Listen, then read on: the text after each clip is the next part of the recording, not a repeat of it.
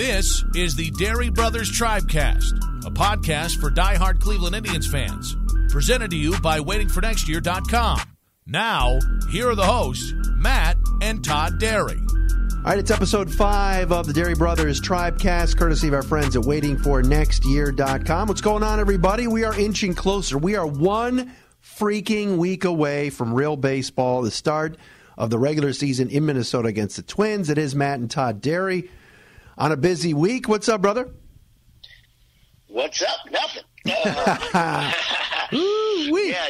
you know how it is, baby. Just finished watching my Kansas Jayhawks win their first round game over Northeastern by a lot, which I was stunned by. But I'm very, very excited that we're only a week away from baseball. 7 days from now, a lot of things have happened this week. This has been, since we last spoke, lots and lots of things have happened in the tribe world. We got lots of topics to go over. This is going to be a fun one. We really do. Jason Kipnis in the news, but not for very good reasons. He won't start the year healthy.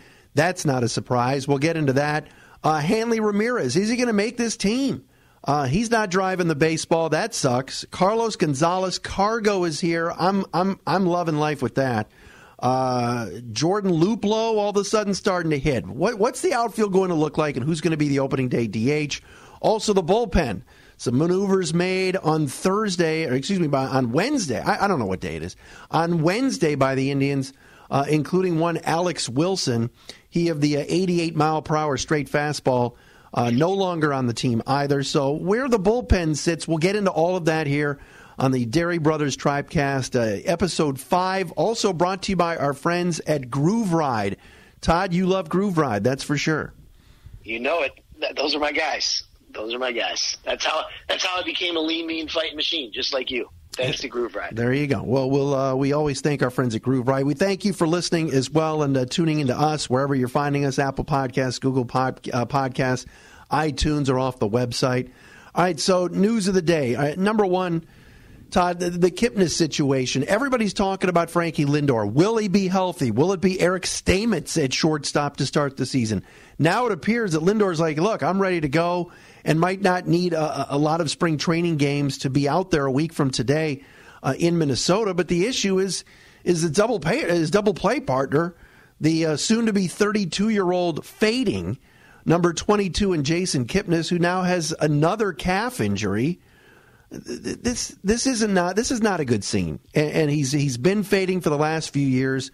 The last great moment that I can remember from him is Game 7 when he scored on a wild pitch from second base.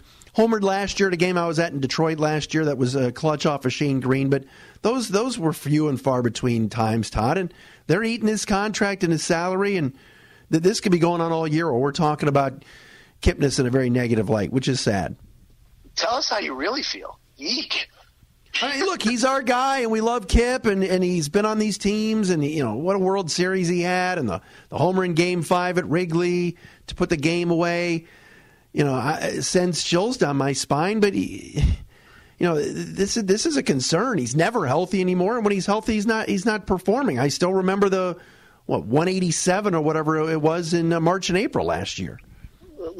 First, let's talk about the positives. That home run he hit in Game 5 in Wrigley, I mean, that's the peak. That's it. And kind of like when Rajai Davis hit his home run, it's been all downhill since then. But in the meantime, I will always love Kip. I have a soft spot for him, definitely. But the truth is, what you're saying is all true. He's not the same guy. He's been on a constant decline since 2016. The range at second is just non-existent whatsoever. If you put him in the outfield, he's got no arm. The bat speed's down. I don't even – it's really hard to be positive. What I don't like, and I've talked about this in podcasts past, is that the Indians, because he's under contract this year for $16.5 million with another, I believe, with another 2.5. Is that right? Yes. 16.5. Correct. With another $2.5 million buyout.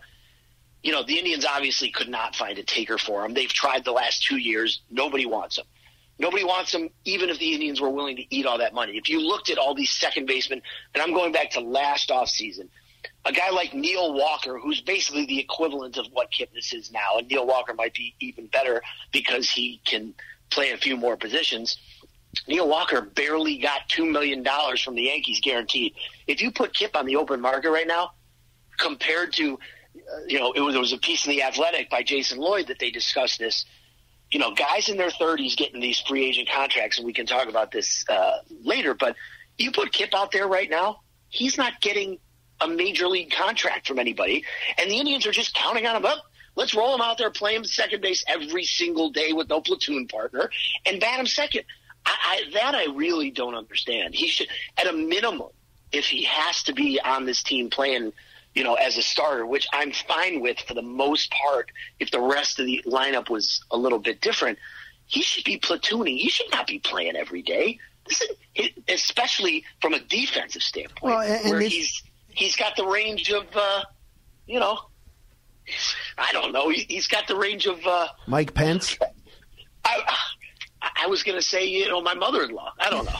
But, well, I mean, here's the other. I couldn't come up with anything good. Here's the other thing, and don't discount Stacey's range. But let's talk about this brutality that is the organization. I like Antonetti and Chernoff a lot, and they've been working the phones and trying to figure out the outfield situation for months, and looking into this guy and trading for that guy.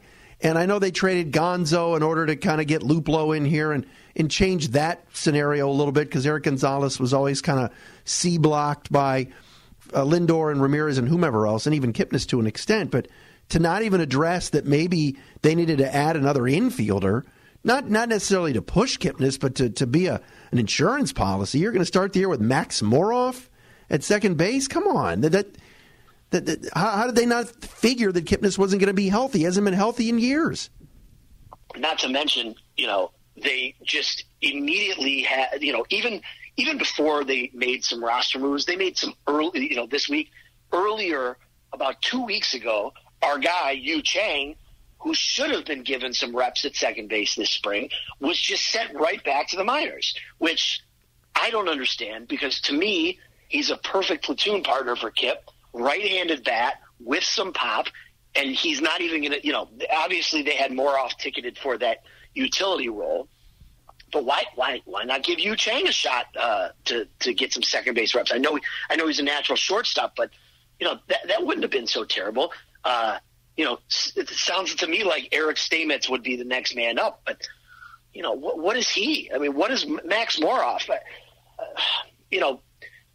They're banking on a guy whose career has gone in the complete wrong direction. And, I was reading a great – Zach Meisel, our good friend, did a great piece on Kip's last – basically his last stand in Cleveland. And I thought there were some interesting quotes from him. He essentially acknowledges the fact that he knows he's not going to be here. He knows he's not the player he used to be, and he's kind of just hoping for one more good year in the sun. What I found very interesting also was he basically said, there were some quotes in there saying how, I'm the last man standing. All of my friends are gone. Oh God, enough. And this is a business. This is a business. Yeah, I totally agree. But the only reason he's not gone with his friends is because of that albatross of a final year of a contract.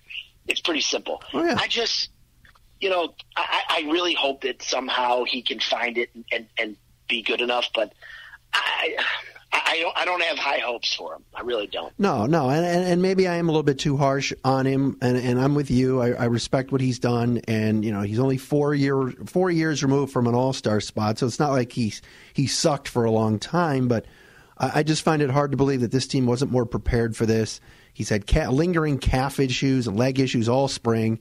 The Indians aren't the greatest at being very transparent when it comes to injuries, and Tito's like, precautionary, whatever, and then now it doesn't look good. He drove back last night from the game and to have an MRI, and we'll see what those results are.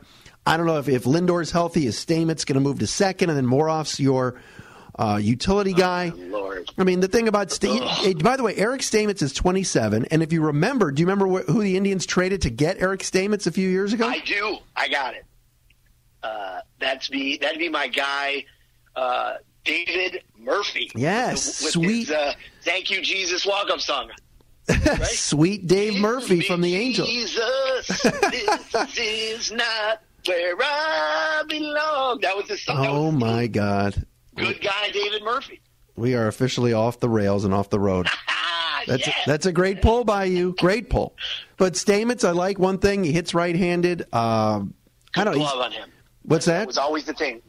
Good glove on him. That was always his thing. Yeah, and he had that run in Columbus last year. I think he went like 11 for 13 with a bunch of homers, and I was watching some film on him earlier. But regardless, I love when you watch film. But you know what? Like you said, I had 10 minutes. The conversation about Eric Stamets and Max Moroff is not optimal, as they say. No, and who's the kid that had a really good spring? Why am I drawing a blank on the middle infielder that we love that is going to be here down the road? Oh, gosh. Why am I drawing a blank on him? Had a really good spring. They just, they sent him down recently. Are you talking about Oscar? Are you talking infield or outfield? No, infield, second base. Yu Chang. No, the white kid. Oh, my God. 4th round draft pick. You talked about him. We talked about him last week. In the last podcast. I'm completely drawing. Ernie Clement. Yes, thank you. So, Everyday Ernie, as you called him, I believe. I don't believe Ernie's ready. So, with that being said, I'm a little surprised that was not addressed. All right, Dery Brothers Tribecast for this recording tonight on March 21st. Just hours after the Kansas Jayhawks destroyed Northeastern. We do await this evening's 10 p.m. start for the Frank Howard-less Syracuse Orange taking on Scott Drew's Baylor Bears. It's going to be a zone classic. It's going to be 20-18 at the half. Man. That's going to be ugly. Fantastic. It's going to be very ugly. All right. Hanley Ramirez has not been fantastic. Todd, what is going on?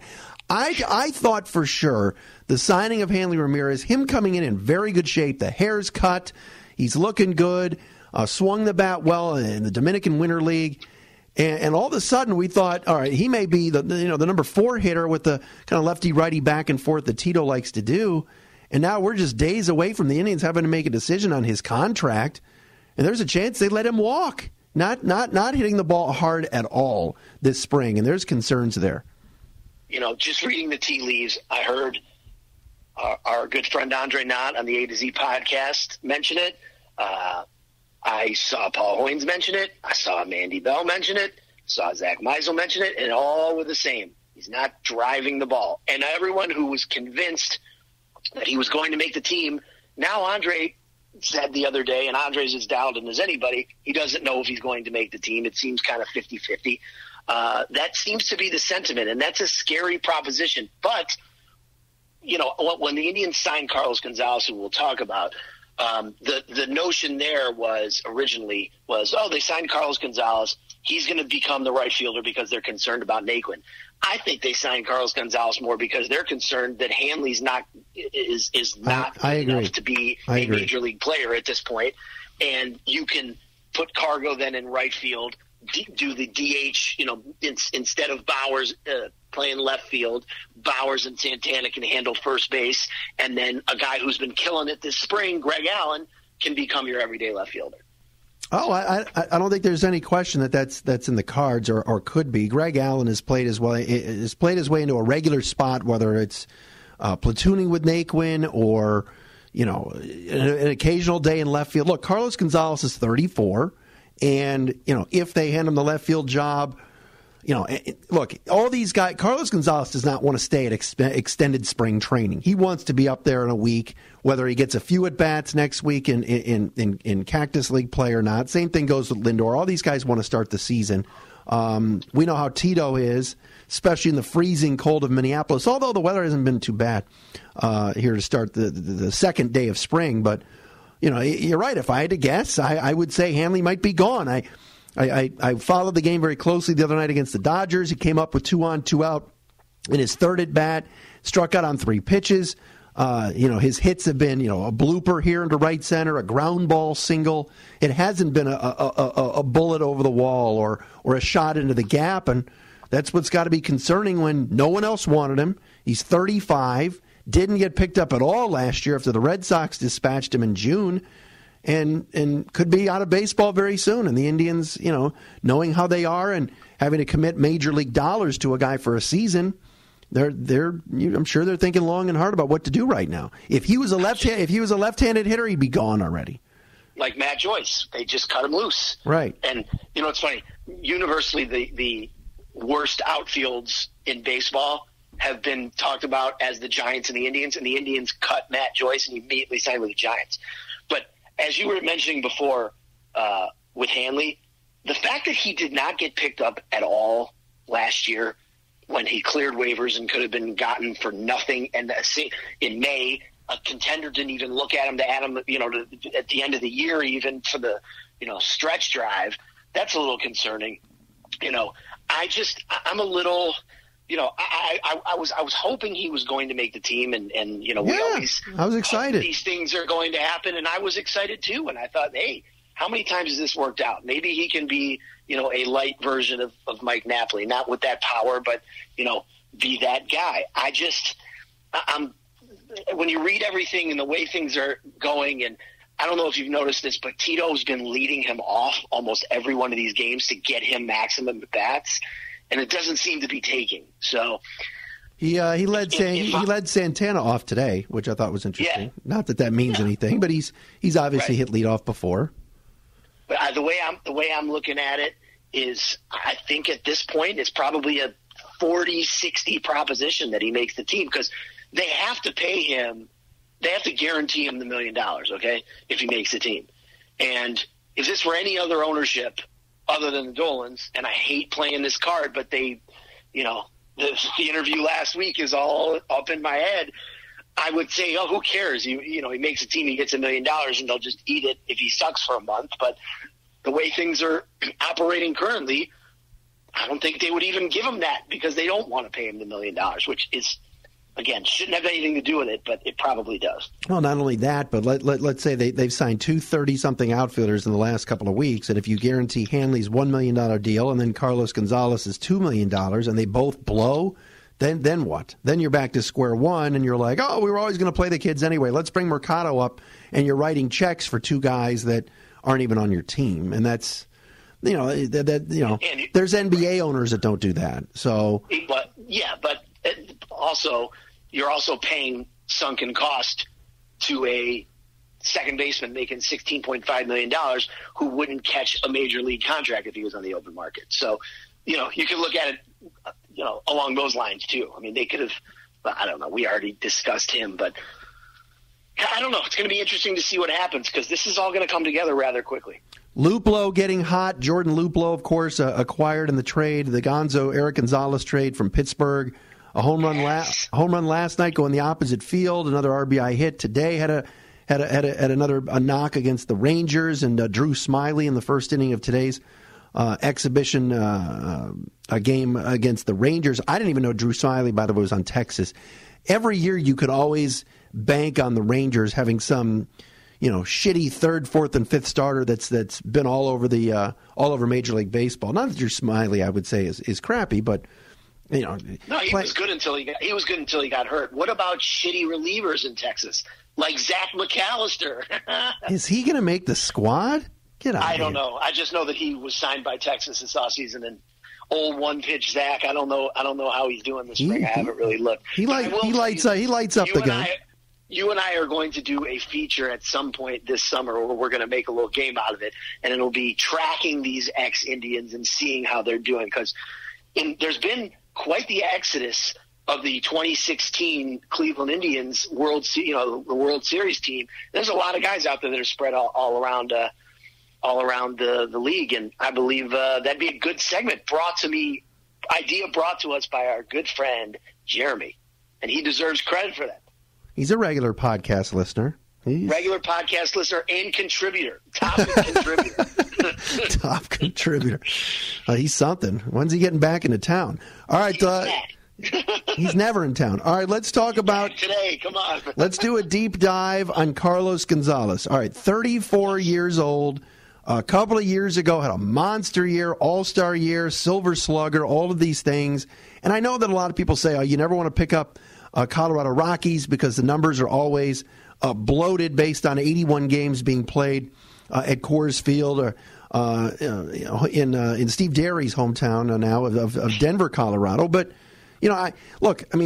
I've watched enough Rockies games being in in an all-National League fantasy league. By the way, draft Saturday at 1 o'clock. So I followed him. I have followed him, and still hits the ball hard. Obviously, he's not what he used to be. But Todd, I think he can help, and I think that he's a professional. He's a Boras client. Boras was looking for $8 or $9 million at the start of free agency, and now he's settling for what, 2 or 3 if possible, based on incentives. So this is a bit of a reality check for Gonzalez, but for Cargo, I love the fact he's got something to prove now and has a chip on his shoulder. Well, to start off, let me just say that he's one of the finest defensive right fielders, and that's going to be a huge plus. As combinations last year in Cleveland that played defense like the Northeastern team I saw against KU today that gave up 84 points to a team that can't score. He really acquits himself great out there. So if you were able to put a Gonzalez, Leonis Martin, Greg Allen outfield out there, the outfield defense is going to look terrific and miles better than it did last year. So that's great. I think, like you said, potentially a new home will suit him well. His splits against left-handed pitching are not great, and his road home splits in Colorado are obviously a concern of mine as well. With that said, great guy in the clubhouse. You hear nothing but positives there. I read some quotes from our old friend Jack Corrigan, former the touch 'em all time. Oh, come on. Jack rules, absolutely. Man. I miss Jack. I miss Jack Corrigan. I miss those games on Channel 43. Yeah. Channel 43 plays favorites. But here's a couple things he said. He said when he's in rhythm, he's the kind of guy that can carry a team for a while. He's always been a good clutch hitter. When he's doing that and he's on time and he's seeing the baseball well, good things can happen with the bat. And those of us in the media discovered quickly that his magnetic personality and he has an ever-present smile. He's a guy you can't help but like. I like hearing that. That's good. Well, the quotes too when they signed him and he passed his physical were, look, I want to come to a team that wants to win. It's always trying to win. The Indians are always up there in the standings. And again, I go back to our very small fan base, and then the fringe fan that still doesn't believe and wants to play the Dolan's cheap card. I mean, players like Hanley Ramirez and Carlos Gonzalez and to an extent some other veterans that signed with the Indians and did so for less money, like Alex Wilson, who we talked about earlier and we'll talk about again, took a minor league deal due to the fact that the Indians have a very good reputation. And as you have pointed out on the podcast before, they almost have a better reputation nationally than they do locally. Locally. They do. You're 100% right. It's like the Matthew Stafford syndrome, if I can throw in a Detroit Lions reset, but that's the way it is. And it is what it is. I hope it works out. He's playing on a one-year deal. Like I said before, Boras wanted a lot more money for his client, and I'm sure a lot more years. But settling on this, good to see Uncle Scott send his client this way. Uncle Scott does enjoy sending players to the Indians. He's always had a good, despite the fact that we don't pay top dollar. I believe Kevin Millwood was the original Boras guy who signed a one-year prove-it deal in Cleveland. Am I right about that? It was in 2005. Yeah, I'm pretty sure. I think that's a good call by you. Boras was the agent for Millwood, and so it extends back there. Another major reason Cargo chose the Indians is because he looked at that outfield and said, "Oh, I can sign with this team and immediately start." Yeah, that's another. Team that was true. Looking at him was the Giants, who's the other team you could start for in the outfield immediately. So, no, but I think overall it's a good thing. I was pleasantly surprised when we saw that come across last weekend, and I'm looking forward to seeing him. He's put on number 24, old number of Grady Sizemore, Michael Bourne, and Andrew Miller, to name a few. I don't know. That is a little crazy that Carlos Gonzalez is with us. If I recall, years ago when the Indians and Rockies played, and in some interleague games, he came into Cleveland and smashed the ball around. I think he's hit pretty well, at Progressive Field, which is a good thing.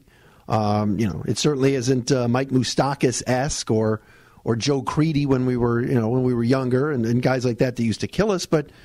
Hopefully he sees the ball and is a guy that can add some length to the lineup and still has something left in the tank. It's not like he's 36 or 37 or was out of the game like Hanley Ramirez. He's 34. And like you said, very good glove out there.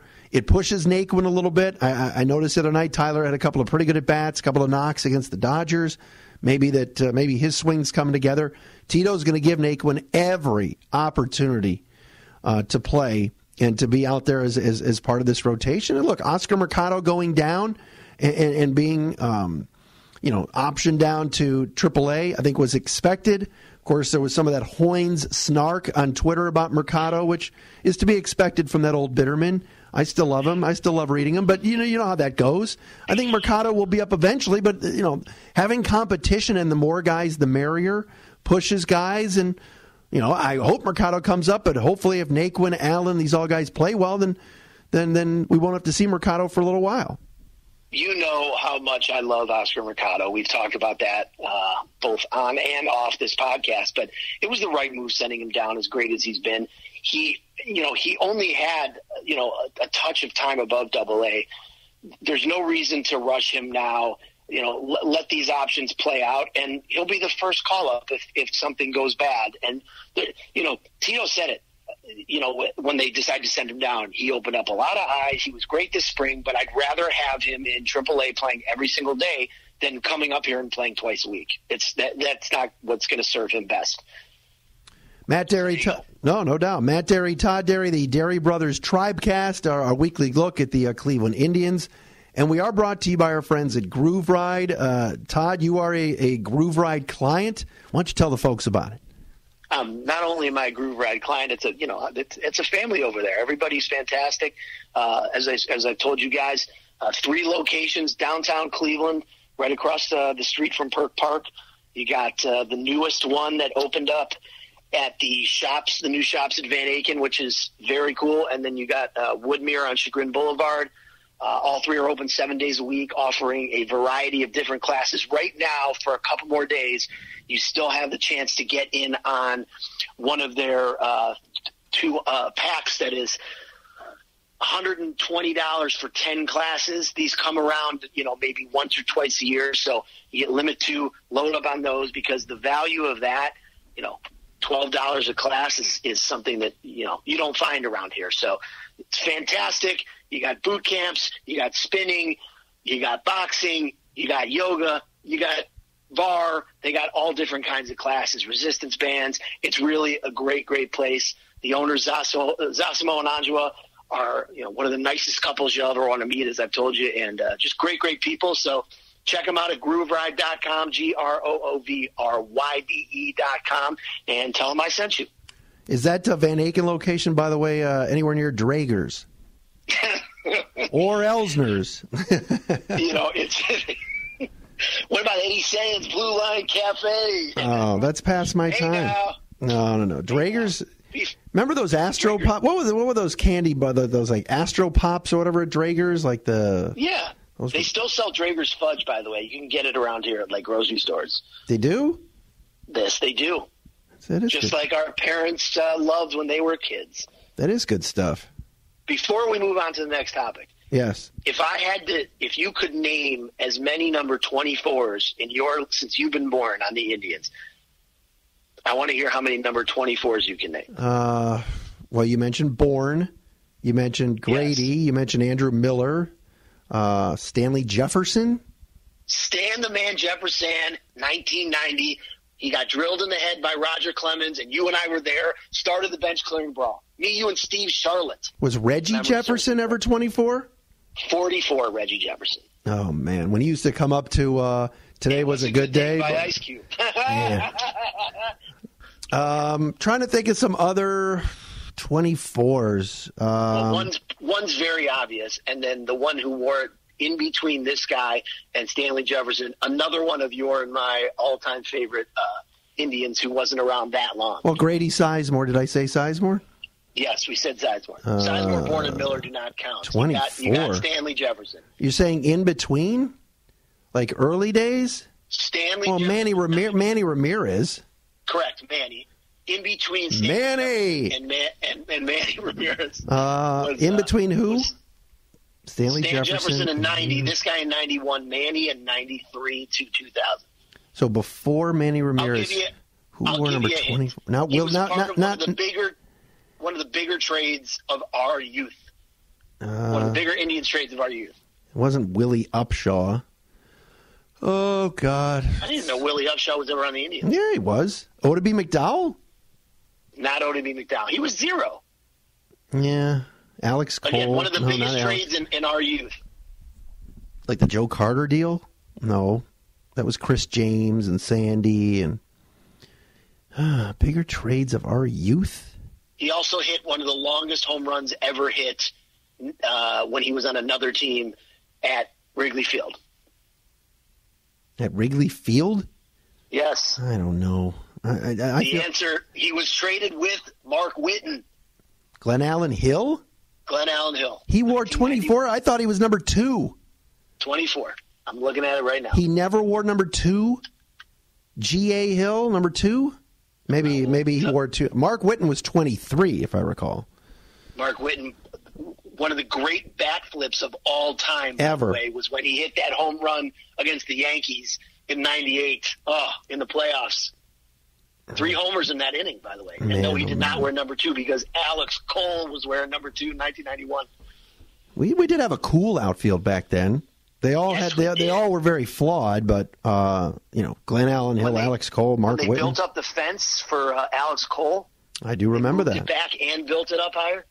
I do recall that. Rec specs. Oh my God, we're losing the millennial listeners with this one, but so be it. Yes, we are. All right, let's talk bullpen. This week, a couple of guys told they're not going to make the team. Justin Grimm, who former Cub, and Tito was raving about his stuff about a week ago. Alex Wilson, everyday Alex, the guy that pitched a ton for the Tigers, velocity started getting going down, and it was always about, location with him. But if you're not, if you're a reliever and you're not cracking 90, 91, that's a bad sign. He may accept a minor league assignment and be a guy that comes up, but your guy John Edwards, Todd, with Tyler Clippard on the mend and hurt, although they kind of did sign him and are stashing him for now, a little draft and stash, but it just seems like John Edwards has a spot here. What do you think? You know what's interesting about the Indians? Most teams now are heavily invested in power-throwing arms, right? Like high 90s fastballs. Who in the Indians' bullpen is throwing super hard other than Neal, right? I don't even think Brad Hand. Brad Hand. But you're hoping that we're still hoping Danny Salazar can be that guy, maybe. I'm holding out hope. I don't have a lot of hope, but, going back to last year when I thought, the answer to our bullpen problem would be Danny Salazar, who didn't throw a pitch last year. But the way I look at it now is with Alex Wilson gone, Grimm gone, Clippard is going to start the year on the DL from what you hear. So if you're looking at a 7-man bullpen, are you going 7 or 8, you think? You think they're going to go with 8 or 7? If you had to guess. Knowing Tito, but if Kipnis is hurt, then they got to keep. So let's say, it would be let's 7. just say for argument's sake, it's a 7-man pen. Right now, Hand, Oliver Perez, and Olsen are locks from the left side, so that's 3. Simber, Neal, and Otero are locks from the right side. That makes 6. That basically leaves you with John Edwards as the 7th. And if they decide to go with an 8, it will come down to basically Nick Whitgren or Goody, both of whom have options left, and you could start at AAA. That's the way I see it. I don't see it. I don't see Nick Goody making it. I think he starts in Columbus, especially coming off the injury and hasn't been all that sharp this spring. Whitgren, I wish I could say I've seen so much of him pitching for the Marlins. I thought when they signed him, or I think they traded for him. Did they? Or no, they picked him up when he was DFA'd, and they made a deal to get him. I thought he'd be a guy that would definitely make it, off the jump, but apparently not. But as Francona said this week, all of these guys have kind of been told we can't keep all of you, and if you stick around and take a minor league deal and accept an assignment to Columbus, you may be up here rather quickly. So I think the scary thing is that you do have a lot of guys, but how many of them, like you said, Todd, throw hard enough that they can blow some people away in an eighth inning, and then you turn the game over to Brad Hand late. There are some young guys I can't wait to see. I'm still high on Jeffrey Rodriguez, Henry Martinez. Yes. When do those guys? Yeah, that's a name, Henry Martinez. That's a guy who I think you will see. And I was just looking up Nick Whitgren, what he's done this spring. So in 8 appearances, in a 9 and a third inning, 6 hits, 4 earned runs, 6 strikeouts, 1 walk. So there's not really much, to talk about there. The story with John Edwards is he's a guy that could dial it up, and coming off the surgeries and years off, and finally getting an opportunity. Who was it? Was it Cody Allen or it was somebody that? It was Cody Allen. Yeah, suggested that the Indians give him a shot, and he's not young per se. I think he's in his 30s. Young for us, but he might be the wild card and the guy that in a month we say, oh, John Edwards is pitching the 8th. That's the 8th inning guy. I don't know, but I know Francona has been raving about him. We'll see. We'll see where this goes. And I think the other thing to look out for, Todd, is once these teams get their 25-man rosters together, if there's a bullpen guy or a Pletko type that another team doesn't want to put on the big league roster, the Indians may be making some sort of move right around the start of the year next week to bring another relief pitcher in here. That wouldn't surprise me either. Yeah, I mean, this is the way the Indians do it. Someone gets DFA'd, like last year, how many times were picking up Oliver Drake and giving him a try, or some of the other not so memorable names. Who I can't think of anybody. Who was the lefty that ended up trying to close that actually closed the game for us? Save. I was at the game. Oh my God! I know. Was at the game. I know. It's been such a long day. I can't think of the guy's name, but he had the one save. They brought him in. He got 1 out, and I can't think of his name. He was around for like a month. I'll tell you another name to look out for, by the way, and he doesn't throw that hard, but he has had like a really meteoric ride through the organization, is Nick Sandlin. That's another guy. They like him. They like him a lot. Yeah, got a chance. For sure. Saying there's a chance. I believe that left-handed reliever wore number 46. Who was it? It was with a J, wasn't it? Did he have a last name of J or first name of J? My sump pump keeps going off. This, we can't have this tonight. Sump pump is going off. That's what we're talking about. I'm hearing noises. That's all I'm recording. This is great radio. So, I found some here. You know who the guy was, by the way? Who was his name again? So let me give you a couple. Jeff Beliveau. Thank you, Jeff Beliveau. I knew it was one of those. Here's some other. Last year's bullpen was a total shit show. Let me just read you the names of last year's bullpen the throwaway guys. Oh. Okay, Matt Belisle, who made the team out of spring, who was terrible. Evan Marshall, we tried him. I remember there was one game that the Houston game. Yes, exactly. Evan Marshall, Ben Taylor, George Contos, Oliver Drake, Alexi Ogando. Remember the Alexi Ogando 2 games at Yankee Stadium? Yankees. Blew them both. Yeah. Give me a break. It was like fresh up from the minors. That Cody Allen blown save on a Sunday at Yankee Stadium last year was a low point for me. I was so depressed. I was so down. I don't remember the date. I don't remember the time. I don't remember it was a Sunday afternoon. That was awful. Yeah, I'm sorry. And he blew the game the night before. It was so bad. That was not great. No. Well, hopefully this group will be a lot better than last year's group. I had no faith in last year's group outside of Miller and Cody, and as we've talked about before, Miller and Cody weren't any good last year. They were, Miller was injured and Cody was mostly bad. So I think a key guy too is going to be Simber. I know he doesn't throw all that hard, but because he drops down and because there's still guys in the American League that haven't seen him yet, if he can locate and mix his pitches up and we haven't even talked about the starting rotation, and I watched Bieber. Don't need to. Yeah, I mean, I watched Bieber the other night for a little while. It's going to be really good. It's going to be really good. But still, these guys had a really good spring, by the way. I mean, I was just looking up his numbers. He's pitched 10 innings, 10 strikeouts, 1 walk, 1 earned run. That's pretty good. It is. So, just as long as they keep him minimally facing lefties and only facing righties, we'll be okay. The same goes with Olsen on the other side. Just keep these guys where they belong, and we'll be fine. So what is it, a 4:10 Eastern first pitch a week from today? The 28th? 4:10 Eastern on the 28th. That's correct. Oh, my God. I'm not sure I'm not sure I'm going to be able to sleep.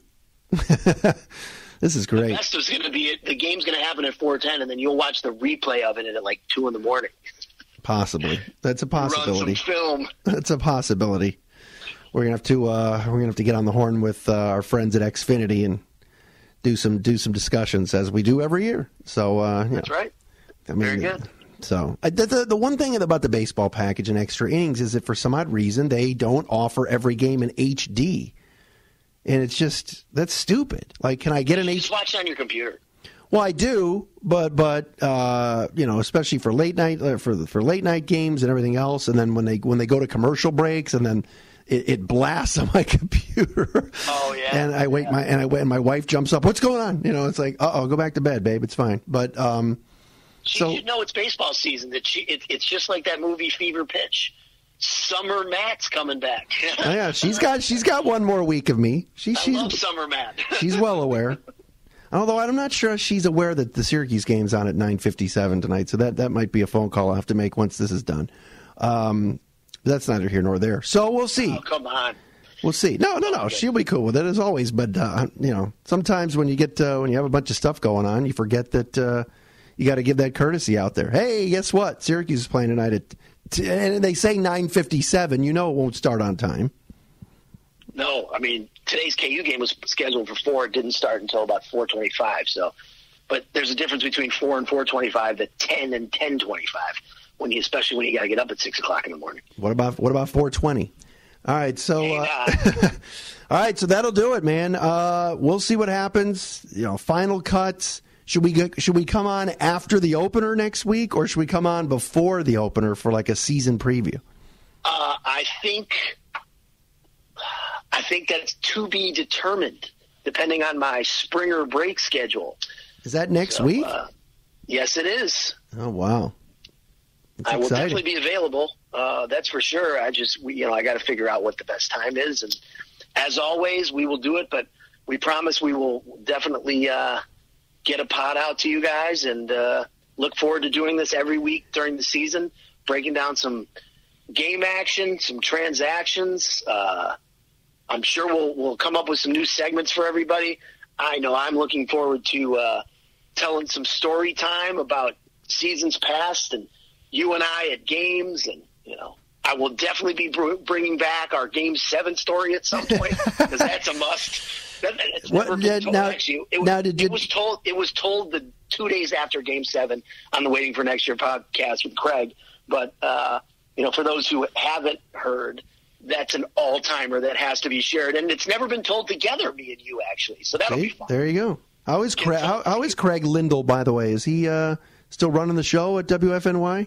Running the show, doing a fantastic job, and the guy puts out a fantastic product for our podcast and helps us out a ton. So, and we can't thank him enough. And you'll see, starting with this podcast, I believe our new podcast art with our new photo of me and you. All right, Dery Brothers podcast. It's from Game 7, actually. I'm excited. I'm looking forward to it. What about Scott Sargent, by the way? He actually liked the Carlos Gonzalez, a rare positive tweet about the Indians from our friend Scott Sargent. Noted Cavs slappy, but give credit where credit is due. He did like the Carlos Gonzalez signing. I did see that on the Twitter. Well, there you go. All right, we are brought to you by Groove Ride each and every week. Thanks to our friends at waitingfornextyear.com as well. Next week, to be determined when we will be on. But at this time next week, man, the Indians will be in. We'll either be freaking out at 7:51 p.m. when we're recording this about a Tribe loss at 0-1, or we'll be celebrating going, woo, we're going 160-2. So we'll talk to you guys next week. Todd, as always, brother, good stuff. You are the greatest. Peace.